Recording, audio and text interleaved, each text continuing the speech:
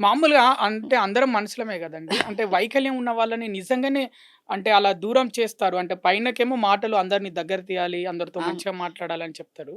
కానీ బిహేవియర్ మాత్రం అంటే మీరు మీరు యెస్. ఆ ఫీల్‌ని అనుభవించారు గాబట్టి, అలా మిమ్మల్ని దూరం పెట్టారు గాబట్టి అడుగుతున్నా ఈ ప్రశ్న. హ్మ్. నిజంగా మనుషులు అలా ఉంటారు గదా! వివక్ష అనేది ఖచ్చితంగా ఉంది. హ్మ్. మనకి మన బ్లడ్‌లోనే వివక్ష ఉంది. రకరకాల వివక్షలు మనం ఎదుర్కొనేది. హ్మ్. ఇది కూడా ఒకటి. కానీ ఇది పైకి కనిపించదు. హ్మ్. మనసులోనే ఉంటది. ఎందుకంటే అందరూ బయటికి మంచి వాళ్ళే అనిపించుకోవాలి కాబట్టి ఎవరైనా ఎదురైనప్పుడు వాళ్ళ మీద జాలి, హ్మ్. వాళ్ళకి సపోర్ట్ చేయాలనే ఒక అదే మీ పర్సనల్ లైఫ్‌లోకి, మీ ఫ్యామిలీలోకి వాళ్ళని తీసుకోవాలి అనుకున్నప్పుడు ఎవరు అప్పుడు ధైర్యం చేయరు. ధైర్యం చెయ్యరు. హ్మ్. అప్పుడు తెలుస్తది ఎంత యాక్సెప్టెన్సీ ఉంది సొసైటీలో అని హ్మ్. చెప్పేసి. మనం బయటికి చాలా గొప్పగా వావ్! తను అన్నీ బయటకొచ్చేసింది. తన డిజేబిలిటీని హ్మ్. అధిగమించింది. తను అది చేస్తుంది. బట్ తనకో ఫ్యామిలీ. హ్మ్. తనకొక వాళ్ళు గూడా పర్సనల్ కోరుకుంటారు లైఫ్. గదా! ఫ్యామిలీ. హ్మ్. ఇప్పుడు అదే మా ప్రాబ్లమ్ ఇప్పుడు 40 ఇయర్స్, 50 ఇయర్స్ అయినా ఇంకా పెళ్ళిళ్ళు అవ్వకోకుండా అలా ఉండడానికి మెయిన్ కారణం ఇదే అన్నమాట. హ్మ్. అంటే ఇలా అడుగుతున్నాను కాదు. వైకల్యం ఉన్న వాళ్ళని మిగతా మహిళల్ని మీరెప్పుడైనా కలిసారా? నేను నేను వాళ్ళతోనే ఉన్నాను కదా! ఎవ్రీ డే, హ్మ్. ఎవ్రీ మినిట్ వాళ్ళతోనే ఉంటాను. ఏం మాట్లాడతారు వాళ్ళు? ఏం జెప్తారు? అసలు ఫస్ట్ వాళ్ళకి అది ఒక సాధారణ విషయం. ప్రేమ, పెళ్లి, పిల్లలనేది ఒక సాధారణ విషయం. హ్మ్. మాకు మాత్రం అదొక కల.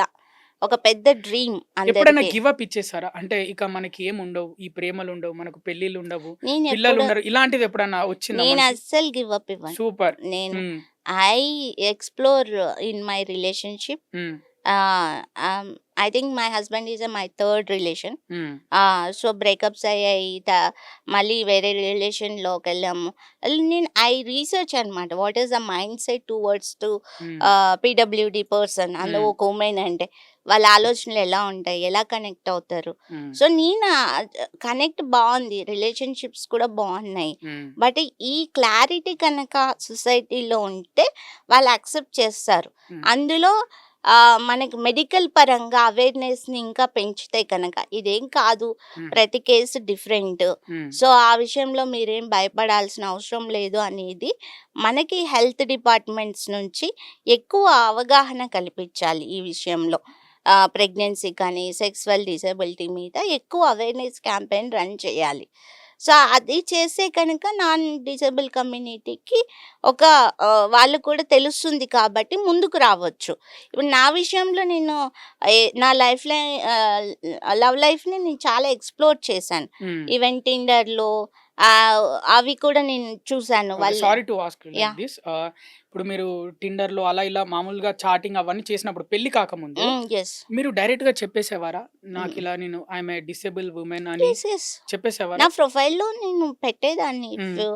నా ప్రొఫైల్ పిక్ అండ్ నా బయో అన్నిట్లోనూ నేను ఎలా ఉండేది? పెట్టేదాన్ని. వచ్చి మిమ్మల్ని రీచ్ అయినప్పుడు, మీతో మాట్లాడినప్పుడు వాళ్ళు ఏ విధంగా మాట్లాడేవారు? జాలి చూపించేవారా? నిజంగా నథింగ్. చాటింగ్‌లో ఏ విధంగా అయితే జోషు, ఆ లవ్వు అవన్నీ ఉంటాయో అదే విధంగా మాట్లాడేవారా? అవే ఉంటాయి. ఆ! కానీ అక్కడ మనల్ని ఎలా ప్రెజెంట్ చేసుకుంటామనేది ఇంపార్టెంట్. హ్మ్. నేను మా కమ్యూనిటీకి కూడా అదే చెప్తున్నా. హ్మ్. ఏది మమ్మల్ని ఎవరు లవ్ చేస్తారు? హ్మ్. మాకెవరొస్తారు? ఇలా ఒక వేదాంతంతో ఉంటారు వాళ్ళు. ఎగ్జాక్ట్‌లీ. బట్ హ్మ్. ఫస్ట్ ఆఫ్ ఆల్ నీ అపియరెన్స్ ఏంటి? హ్మ్. నువ్వెలా ప్రెజెంట్ చేసుకుంటున్నావు నలుగురు ముందర? హ్మ్. సో, ఏదైనా ఫస్ట్ ఇంప్రెషన్ బ్యూటీనే కదా! హ్మ్. కనిపిచ్చేదే. సో, నువ్వెలా ప్రెజెంట్ చేసుకున్నావు? నువ్వు పాకుతూ, దేక్కుతూ హ్మ్. ఆహ్, మ అలా ఉంటే జాలే చూపిస్తారు కానీ, అవును. పర్సనల్‌గా దగ్గరవ్వాలని ఎవరికీ అనిపిచ్చదు కదా! పైగా ఇంకో భయం గూడా. హ్మ్. అలాంటి అమ్మాయిని నువ్వు ఆ ఫీలింగ్‌తో చూస్తావా? హ్మ్. నీకసలు నువ్వు అదే. మనిషివేనా? ఎగ్జాక్ట్‌లీ. నేను ఇదే అడుగుదాం అనుకున్నా మిమ్మల్ని. ఆ ఆహ్, అమ్మాయి మీద నీకు ఫీలింగ్స్ వచ్చాయా? ఆ! So, this is a bullshit things. మన పెద్దవాళ్ళు కూడా అదే అంటారు. ఆ! నీకు మైండ్ దొబ్బిందా? లేకపోతే ఈవెన్ మై హస్బెండ్ ఆల్సో హ్మ్. నీకేమైనా ప్రాబ్లమ్ వాళ్ళతో ఉందా? జాలిగుండాలి గానీ, వాళ్ళని ప్రేమించడం ఏంటి అని. నీకేమైనా ప్రాబ్లమ్ ఉందా? నీకేమైనా ప్రాబ్లమ్ ఉండి అది కవర్ చేసుకోవడానికి అమ్మాయిని పెళ్లి చేసుకుంటున్నావా? హ్మ్. సో అండ్ ఇదొక కొంచెం కాంట్రోవర్షియల్ క్వెషన్. యెస్. యెస్. మీరు మీ మీ అంటే మీ వైకల్యం ఉన్న కమ్యూనిటీ తోటే ఉంటారు. అవును. అందరూ టచ్‌లో ఉంటారు. మిగతా హ్మ్. మహిళలు హ్మ్. హ్మ్. మాట్లాడుతుంటారు. లవ్ అని చెప్పి హ్మ్. సెక్సువల్‌గా అంటే వాళ్ళ పని అయిపోయాక హ్మ్. అంటే ప్రేమిస్తున్నా, పెళ్లి చేసుకుంటా అని చెప్పి వాళ్ళ పనయిపోయాక తర్వాత దూరం పెట్టిన సంఘటనలున్నాయా? మీతో హ్మ్. ఎవరైనా షేర్ చేసుకున్నారా ఇలాంటివి? నా ఫస్ట్ నా ఫస్ట్ అంటే నా సెకండ్ లవ్. హ్మ్. Actually after 6 months, 7 months of my journey. హ్మ్. సో, తను ఆల్ ఆఫ్ సడెన్ మాట్లాడడం మానేశాడు. హ్మ్. ఎందుకో తెలీదు. హ్మ్. నేను ఎమోషనల్‌గా చాలా ట్రిగ్గర్ అయిపోయాను. హ్మ్. సో, వన్ డే నేను తనని అడిగినప్పుడు తను ఇదే అన్నాడు. నువ్వు పెళ్ళంటున్నావు అది, మరి నువ్వు సెక్స్‌కి పనికొస్తావా అని. హ్మ్. ఆ టైంలో నేను రియాక్ట్ అయిన విధానానికి, ఇప్పుడు నేను మెచ్యూరిటీతో మాట్లాడేది చాలా డిఫరెన్స్. హ్మ్. ఇప్పుడు నా కమ్యూనిటీ ఆ టైంలో నేను ఎట్లా రియాక్ట్ అయ్యారో అలా ఉన్నారు. నువ్వు నన్ను మోసం చేసేసావు. నువ్వు నన్ను ప్రేమ పేరుతోటి ఇచ్చేసావు. ఇంకా ఫిజికల్ రిలేషన్‌షిప్ అనేది కూడా. హ్మ్. అంటే ఇక్కడ 2 థింగ్స్. ఒకటేమో ఫ్యామిలీ మెంబర్స్, సొసైటీ నుంచి వాళ్ళు ఫిజికల్‌గా చాలా అంటే రేప్స్ కానీ, లేకపోతే వాళ్ళని ఫిజికల్‌గా వాడుకోవడం కానీ, ఇట్లాంటివన్నీ జరుగుతున్నాయి. ఒక వార్తలు కూడా వచ్చినాయి ఎన్నో వార్తలు. అబ్యూజ్ అనేది ఒకటి జరుగుతుంది. హ్మ్. సెకండ్ థింగ్, ఇద్దరికి ఇష్టం ఉండి ఫిజికల్‌గా ముందుకెళ్ళినప్పుడు, హ్మ్. ఇఫ్ ఇన్ కేస్ తను వదిలేసాడు అనుకుందాం ఫర్ ఎగ్జాంపుల్.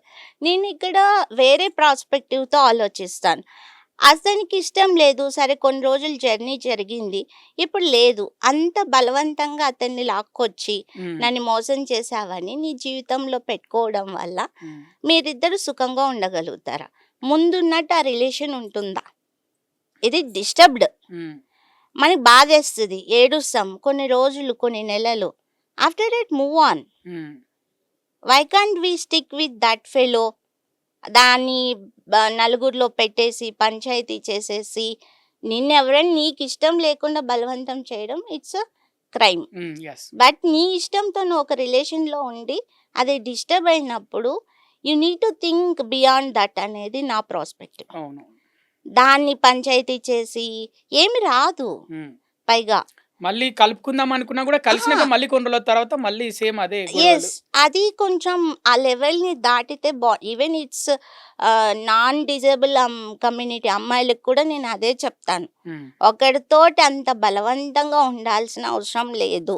హ్మ్. అప్పుడు నిన్ను నువ్వు తక్కువ చేసుకుంటున్నావు. వాడికి తప్ప నీకు వేరే దిక్కు లేదు. హ్మ్. లేకపోతే నిన్ను నువ్వు తక్కువ చేసుకుంటున్నావా?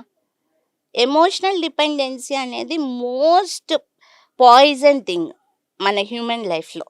ఎవ్వరి మీదైనా ఎమోషనల్ డిపెండ్. అది మనం ఎంతవరకు ఉండాలి, ఎంతవరకు ఉండకూడదనేది మనకు కొన్ని పరిధులుంటే కనుక we can overcome that. Sakshi TV ప్రసారాలను నిలిపివేయడం చట్టరీత్యా నేరం. సాక్షి టీవీ ప్రసారాల కోసం మీ స్థానిక కేబుల్ ఆపరేటర్ని వెంటనే సంప్రదించండి. DTHలో, ఇంటర్నెట్లో కూడా సాక్షి టీవీ ప్రసారాలను వీక్షించవచ్చు.